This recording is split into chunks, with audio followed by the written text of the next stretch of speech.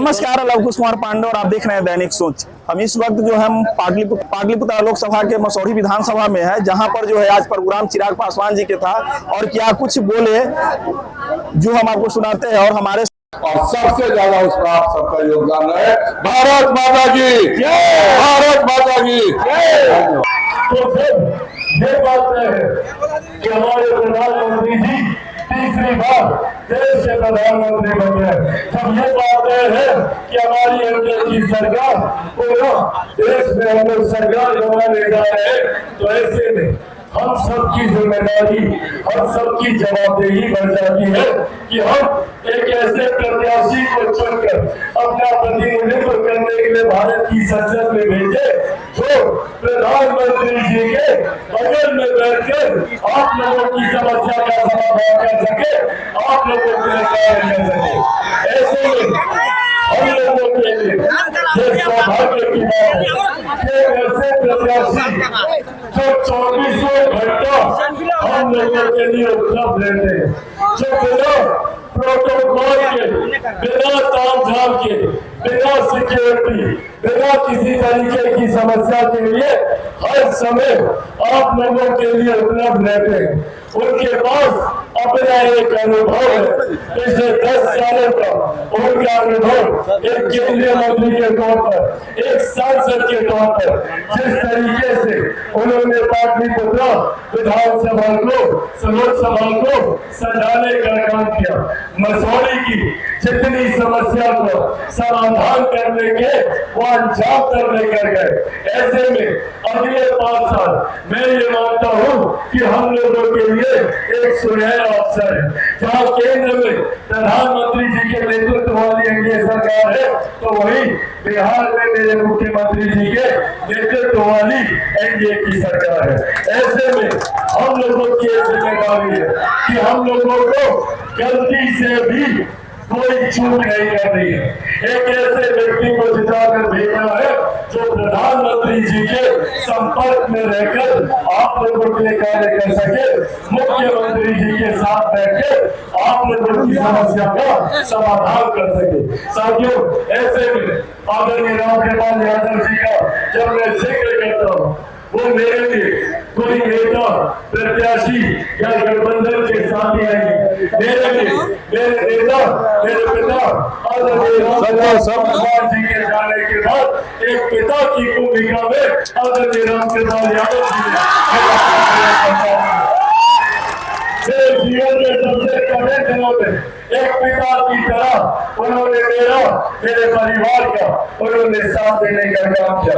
जैसे एक पिता बच्चे की उंगली पकड़कर कठिन परिस्थितियों से उसे उठाता है, यही कार्य आदरणीय रामकृपाल यादव जी ने किया। इसीलिए आप सबसे यह आग्रह करने आया हूँ कि ऐसे में हम सबकी जवाबदेही बनती है कि जिन्होंने हम लोगों का साथ ऐसे कठिन समय में दिया, यहाँ पर मैं एक कार्यकर्ता, एक मतदाता साथियों से यह आग्रह करने आया हूँ कि अब समय कम है, ऐसे में मतदान 1 तारीख को है। सब लोगों को एकजुट होकर, एकत्रित होकर देश में प्रधानमंत्री जी को तीसरी बार देश का प्रधानमंत्री बनाने के लिए आप लोगों के भाई, आप लोगों का बेटा चिराग पासवान का बहुत सम्मान।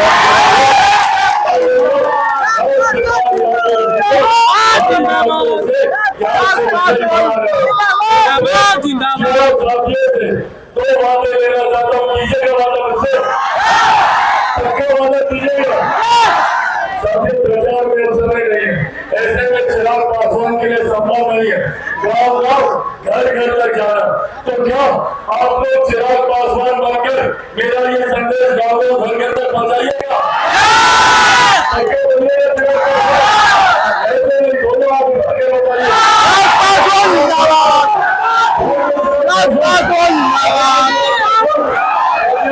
चिराग पासवान बनकर ये संदेश आप लोगों को घर-घर तक पहुंचाना है कि आदरणीय रामकृपाल यादव जी को भारी मतों से हम लोगों को विजयी बनाना है।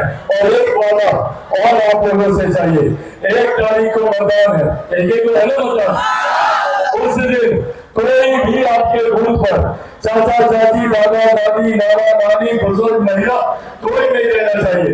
ये युवा साथियों की जिम्मेदारी है। गर्मी का समय है, मौसम गर्म है, पर ऐसे में आप सबको अपनी महिलाओं को बुजुर्गों को अपने बूथ पर मतदान केंद्र तक लेकर जाना होगा। लेकर जाइएगा ना, मतदान करवाइएगा।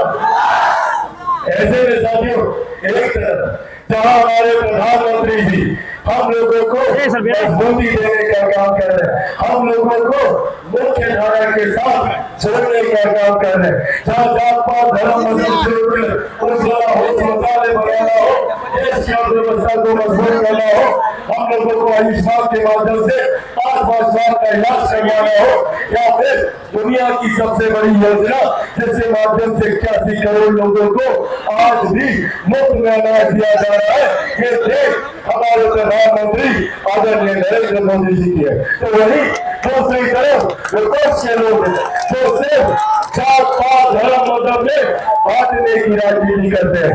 कौन है भैया ये लोग? ये वही लोग हैं ना जो 90 के दशक में लाठी में तेल पिलाने का काम करते थे।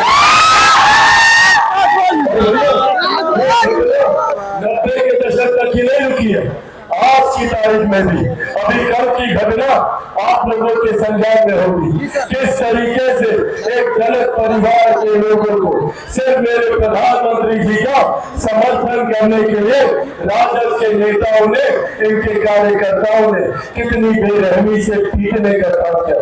पीएमसीएच में आज वो पूरा परिवार महिला तक के साथ जिस तरीके से इन्होंने बर्ताव किया है, ये वो अहंकार है, ये वो घमंड है जिस घमंड की वजह से दशकों तक इन लोगों ने हम लोगों के ऊपर अत्याचार करने का काम किया, हम लोगों को गरीबी में बांधे रखा। ये लोग चाहते नहीं कि कोई गरीब मुख्य धारा के साथ जुड़े, क्योंकि हमें गरीब मुख्य धारा के साथ जुड़ गया, पढ़ लिख गया, जानकार बन गया, तो इनके जात पात धर्म मजहब की राजनीति में नहीं हो जाएगा। और यहाँ नौजवान युवा साथियों से करूंगा, पहचानिए अपनी ताकत को। 65% युवा ऐसे हैं बिहार में जिनकी आयु 35 वर्ष से कम है।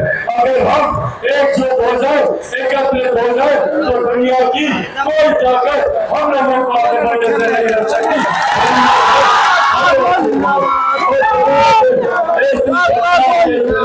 हम लोगों को खड़े होने की, जहाँ तक जाति देकर, दलित परिवार देकर ये लोग हम लोगों के ऊपर अत्याचार करते हैं, इसका करारा जवाब हम लोगों को अपने वोट की ताकत से देना है।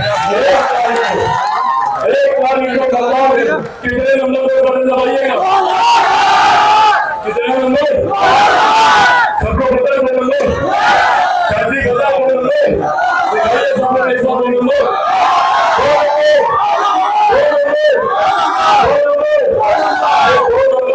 विजय का भी निशान होता है। ऐसे में विजय का ये संकेत आदरणीय रामकृपाल यादव जी को पहले ही मिल रहा है।